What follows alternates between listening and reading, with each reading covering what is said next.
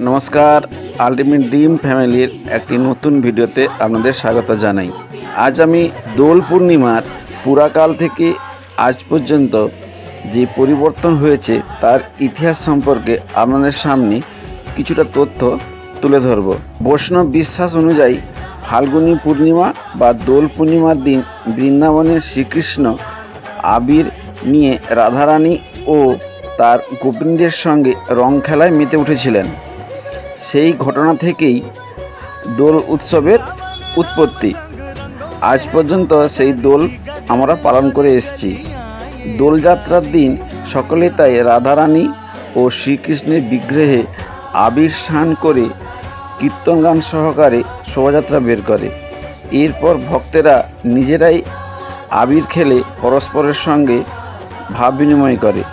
দোল উৎসবের অনুষঙ্গ হিসেবে ফাল্গুনী পূর্ণিমাকে দোল পূর্ণিমা বলা হয়। আবার এই পূর্ণিমা তিথিতেই শ্রী চৈতন্য মহাপ্রভুর জন্মগ্রহণ করেন, তাই এই পূর্ণিমাকে গৌর পূর্ণিমাও বলা হয়। অন্য মতে হিরণ্যকশিপুর তার কৃষ্ণভক্ত পুত্র ভক্ত প্রহ্লাদকে তাকে ভগবান হিসেবে পুজো করার আদেশ দেন, কিন্তু প্রহ্লাদ বিষ্ণু ছাড়া কাউকেই ভগবান হিসেবে মানতে রাজি নয়।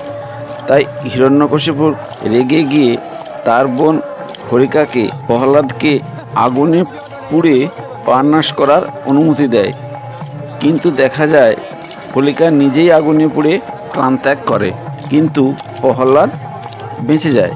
এরপর শিব বিষ্ণু নরসিংহ অবতারে হিরণ্যকশিপুরের প্রাণনাশ করে। আগের দিন এই দুই ঘটনাকে সামনে রেখে হোলিকা দহন বা ন্যাড়া পোড়ার মাধ্যমে অশুভ শক্তিকে বিসর্জন দিয়ে শুভ শক্তির জয়ের নির্দেশের মধ্য দিয়ে পরবর্তী দিন হোলি উৎসব শুরু হয়। হোলি উৎসব বা হোলি খেলা জনপ্রিয়তা লাভ করে বিশ্বকবি রবীন্দ্রনাথ ঠাকুরের হাত ধরে। দোলযাত্রা উৎসব শান্তিনিকেতনে বসন্ত উৎসব নামে পরিচিত। অতীতে শান্তিনিকেতনের বিদ্যালয়ে বসন্তের আগমন উপলক্ষে একটি ছোট ঘরোয়া নাচ গান অনুষ্ঠান, আবৃত্তি, নাট্যাভিনয় করা হতো। পরবর্তীকালে এই অনুষ্ঠানটি পরিব্যাপ্ত হয়ে শান্তিনিকেতনের অন্যতম জনপ্রিয় উৎসব বসন্ত উৎসবের আকার নেয়। ফাল্গুনী পূর্ণিমা অর্থাৎ দোল পূর্ণিমার দিনই শান্তিনিকেতনে বসন্ত উৎসবের আয়োজন করা হয়। পূর্ব দিন রাত্রিতে বৈতালিক হয় এবং পরের দিন দোলের দিন সকালে ওরে গৃহবাসী খোলদার খোল গানটির মাধ্যমে মূল অনুষ্ঠানের সূচনা হয়। সন্ধ্যায় গৌর প্রাঙ্গণে রবীন্দ্রনাথের কোনো নাটক অভিনীত হয়। এভাবেই এই দিনটি সারা দিনটি কেটে যায় শান্তিনিকেতনে বসন্ত উৎসবের মাধ্যমে। সমাজ যত এগোতে থাকে, সমাজ যত আধুনিক হতে থাকে, এই উৎসবের রঙগুলোও যেন আস্তে আস্তে পরিবর্তন হতে থাকে। আমরা ছোটোবেলায় পাড়ায় পাড়ায় সব বড়রা বেরিয়ে ছোটদের সঙ্গে নিয়ে আমরা বয়স্কদের পায়ে আবির দিয়ে, মাথায় আবির দিয়ে প্রণাম করে আমরা বসন্ত উৎসব পালন করতাম। এখন সেটা আর দেখাই যায় না। এখন একটু অন্যরকমেরভাবে যুবকরা পালন করে, সেটা আবার অনেকের আবার পছন্দও হয় না। সব জায়গায় যে একই ঘটনা ঘটে তা কিন্তু নয়। এখনও অনেক জায়গায় দেখা যায় সেই আগেকার দিনের মতোই বসন্ত উৎসব পালন হয়। শান্তিনিকেতনে সেই আগের মতোই এখনও বসন্ত উৎসব পালন হয়ে আসছে। আমাদের কিছু কিছু এলাকায় এই ধরনের অনুষ্ঠান এখনও লক্ষ্য করা যায়।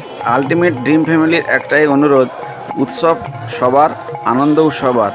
আপনার আনন্দ বা আপনার উৎসব অন্যের যাতে বা নিজের যাতে ক্ষতি না হয় তার দিকে লক্ষ্য রেখেই উৎসবে মেতে উঠুন। রং খেলুন, আবির মাখুন, যাই করুন না কেন ছোটদের একটু আড়াল রাখবেন, চোখে যেন না পড়ে।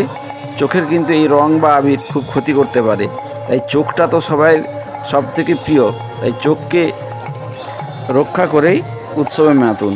আর যে রং খেলতে চায় না তার সঙ্গে জোর করে রং খেলবেন না। প্রত্যেকের স্বাধীনতা বজায় রেখেই রংটা খেলুন। ভালো থাকবেন, দেখা হবে পরবর্তী একটি নতুন ভিডিওতে।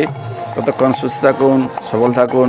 নমস্কার, টাটা, জয় হিন্দ, বন্দে মাতরম। আর লাইক, শেয়ার, সাবস্ক্রাইব করুন।